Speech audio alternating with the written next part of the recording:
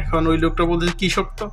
বলতেছে যে তুমি যদি জিনকে যদি কাজ না দিতে পারো তাহলে তোমাকে মেরে ফেলবে যে কোনো মুহূর্তে। সবাই বলে মহিলাদের বুদ্ধি হাঁটুর নিচে, কিন্তু আমি বলবো না, মহিলাদের বুদ্ধি সবার উপরে। আপনি এই গল্পটা শুনলে বুঝতে পারবেন। আসসালামু আলাইকুম, সবাই কেমন আছেন? আশা করি ভালো আছেন।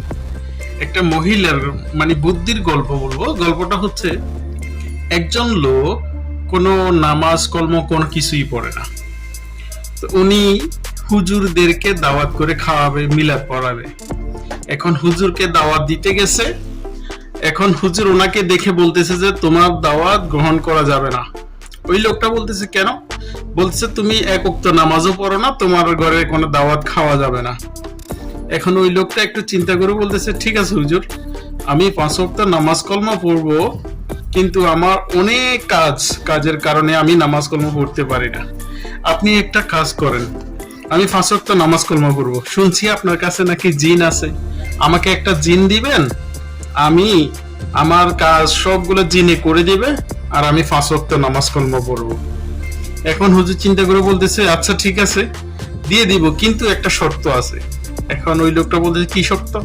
বলতেছে যে তুমি যদি জিনকে যদি কাজ না দিতে পারো তাহলে তোমাকে মেরে ফেলবে যে কোনো মুহূর্তে।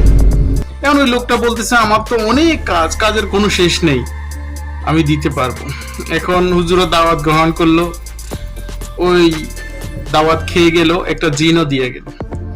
এখন জিনের বিষয় তো বুঝেন, এখন সবাই চলে গেছে। এখন এই লোক জিনকে বলে যে জমি সাজ দিয়ে আসতে, চাষ 2 মিনিটে কইরা চলে আসে, যেইটা অর্ডার দেয় এটাই 2 মিনিটে কইরা চলে আসে।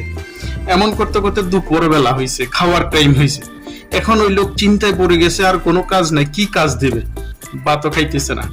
এখন যে ওনার স্ত্রী বলতেছে তুমি কিসের টেনশন করতেছো, ভাত খাইতে আসো, ভাত খাও। তো অনেক রাগান্বিত হয়ে বলতেছে আমি চিন্তায় মইরা যাই, আমারে মাইরা ফেলবে, জিনকে আমি কোনো কাজ দিতে পারব না, মাইরা ফেলবে, তুমি আমার ভাত খাইতে বলতেছো।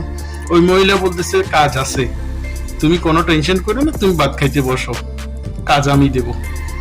এখন ওই লোক বউয়ের কথা শুনে বিশ্বাস করে খাইতে বইছে। খাইতে বসছে, যখন খানাটা মুখে নেবে তখন জিনে এসে হাজির, এই আমার কাজ দে। এখন বউয়ে ফাঁসে যায় বলতেছে চুপি চুপি তুমি ওকে বলো আমাদের ঘরের পিছে একটা কুকুর আছে, কুকুরের লেজ সিধা করতে বলো। এখন এই লোক তো বললো জিনকে, এই জিন যা, আমার ঘরের পিছে একটা কুকুর আছে, কুকুরের লেজটা সিধা কর। এখন জিনে তো এটা শুনে গেছে, যাইয়া কুকুরের লেজ ধরে টান দে। এখন কুকুরে ঘেউ করে উঠে, এখন এই আবার দূরে চলে যায়, আবার যায় লেজ ধরে টান দে সিধা করতে, আবার কুকুরে ঘেউ করে, আবার দূরে চলে যায়। এরকম করতে তো ফেরেশান হয়ে গেছে জিন।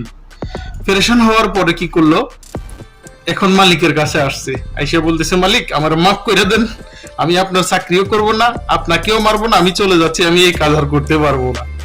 তো এবার বুঝেন মহিলা মানুষের মাথায় কত বুদ্ধি।